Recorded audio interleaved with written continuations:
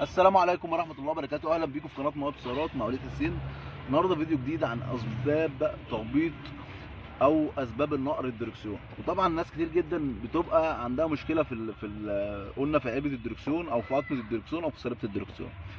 وطبعا الثلاث أصوات متشابهين. طبعا أنا النهارده جاي أسمعكم الصوت بتاع الصليبة. زي ما أنتم شايفين الصليبة خفيفة جدا خالص، بس بقى أسمعكم الصوت.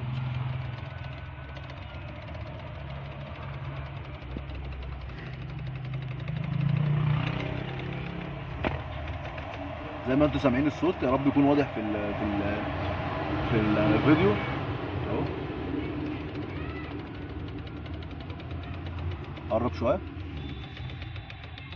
سامعين؟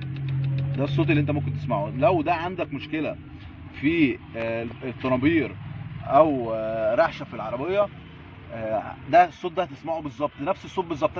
هتلاقي الطاره بتتهز كده مع دوسه الفرامل لما يكون عندك رعشه جامده جدا في الطنابير. وده نفس الصوت ده هتسمعه، نفس الصوت ده هتسمعه مع عزه الايه، مع عزه الدركسيون. كده هتسمعه. ده فيديو جديد عن اسباب التخبيط واللي ممكن يبقى اللي عامل لك المشكله دي الصليبه. طبعا هفكها لكم بره واوريها لكم. زي ما انتم شايفين الصليبه طبعا عامله ازاي، خفيفه جدا اهي. وادي الصوت يا جماعه اللي ممكن تسمعه. زي ما قلنا، لو عندك مشكله في الطنابير والبدال بيرعش معاك والطاره بترعش، ده الصوت ده هتسمعه بالظبط، نفس الصوت ده.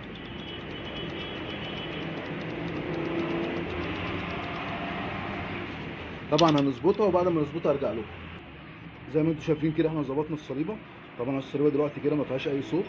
طبعا انت كنت بتهز الصليبه كده فوق وتحت وشمال ويمين، كانت بتعمل معانا ايه؟ صوت طقطقه. دي طبعا قلنا دي من اهم مشاكل او اهم جزء من اجزاء اللي ممكن تعمل لك طقطقه وتخبيط في الدركسيون. ممكن تغير علبه، وممكن تغير قطمه، وممكن تغير حاجات كتير جدا ويطلع عندك المشكله دي في الصليبه دي. فلازم تتاكد قبل ما تغير علبه او تعمل اي حاجه في مشكله العلبه الدركسيون، انت تبص على صليبه الدركسيون. لو الفيديو عجبك، مش تعمل لايك واشتراك في القناه.